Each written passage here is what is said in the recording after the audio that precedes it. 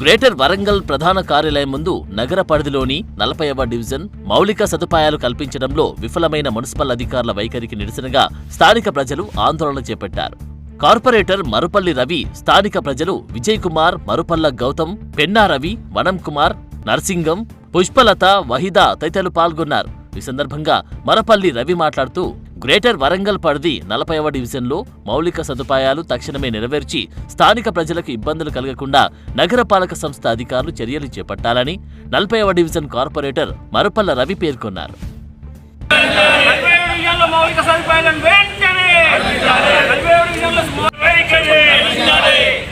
మౌలిక సదుపాయాలు స్పందించాలి. మౌలిక సదుపాయాలు కల్పించని అధికారులు వెంటనే అధికారుల నిర్లక్ష్య వైఖరి, అధికారుల నిర్లక్ష్య వైఖరి, అధికారుల నిర్లక్ష్య వైఖరి. సమస్యల వెంటనే, ప్రజా సమస్యల వెంటనే అధికారుల మొండి వైఖరి, వైఖరి పనులు వెంటనే, పెండింగ్ పనులు వెంటనే వెంటనే, మౌలిక సదుపాయాలు వెంటనే, అధికారుల మొండి వైఖరి, ప్రజా సమస్యల వెంటనే, అధికారుల నిర్లక్ష్య మంచి నీటిని, ప్రజలకు సరిపడు మంచి నీటిని. వరంగల్ మహానగర పాలక సంస్థ కార్యాలయం ముందు 40 డివిజన్లోని ప్రజలందరూ రాజకీయాలకు అతీతంగా వచ్చి డివిజన్ అభివృద్ధి కోసం కొన్ని సమస్యలను కమిషనర్ గారి దృష్టికి తీసుకురావడానికి ప్రజాదరణ కార్యక్రమం నిర్వహించడం జరిగింది. రాజకీయాలకు అతీతంగా ప్రజలు ఎదుర్కొన్న సమస్యలను అధికారుల దృష్టికి తీసుకురావాలని కూడా ఈరోజు ధర్నా కార్యక్రమం నిర్వహించడం జరిగిందని కూడా ఈ సందర్భంగా తెలియజేస్తున్నా.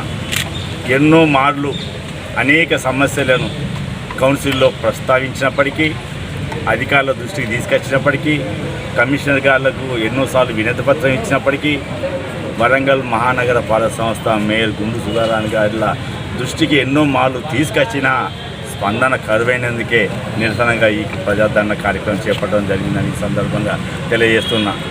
కరీమాబాద్ వాటర్ ట్యాంక్ ఉంటుంది మా ప్రాంతం, మా డివిజన్లో కరీమాబాద్ ఉంటుంది. ఆ ప్రాంతంలోనే 3 రిజర్వాయర్లు ట్యాంకులు ఉంటాయి.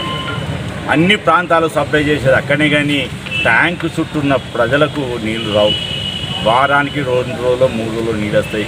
ఆ నీళ్ళు ఎప్పుడొస్తాయో సమస్య కూడా సకాలానికి రావు. ఎప్పుడొస్తాయో ఆ దేవునికి ఎరుక. వాళ్ళ లైన్ మ్యాన్ ఎప్పుడు ఇస్తే అప్పుడే నీళ్లు పట్టుకోవాల్సిన పరిస్థితి, చాలా ఇబ్బంది పరిస్థితి ఉన్నది. గత సంవత్సరం కన్నా ముందు నీటి సమస్య ఏనాడు లేదు, మంచిగా సజావుగా జరిగింది. గత 8 నెలలు 10 నెలల కాంచి నీటి సమస్య తీవ్రంగా ఉన్నది. చాలా శ్మశాన వాటిక ఉన్నాయి. ఉర్సు మన కుమ్మర్ వాడుకున్న ఉర్సు హిందూ శ్మశాన వాటిక ఒకటి ఉన్నది. డీకే నగర్ వద్ద ఉన్న కుర్మా హిందూ శ్మశాన వాటిక ఉన్నది. ఉర్సుగుట్ట వద్ద ఉన్న హిందూ శ్మశాన వాటిక ఉన్నాయి. ఈ 3 శ్మశాన వాటికలు చాలా అధ్వానంగా ఉన్నాయి. ఎన్నో మార్లు చెప్పిన గత కార్పొరేషన్ 22వ డివిజన్ ఉన్నప్పుడు, మా మిసెస్ కార్పొరేటర్ ఉన్నప్పుడు కూడా ప్రస్తావన చేయడం జరిగింది. అయినప్పటికీ కూడా అభివృద్ధికి నోచుకోవడం లేదు. ఇవాళ దాని పక్కన పడే ఉర్సు ఉప్పరనుకుంట పక్కగా 10 ఫీట్ల బ్యాక్ స్టేన్ కడతాను, సగంలోనే వదిలేసి వెళ్ళడం జరిగింది. టౌన్ ప్లానింగ్ అధికారులకు మార్కింగ్ ఇవ్వని చెప్పి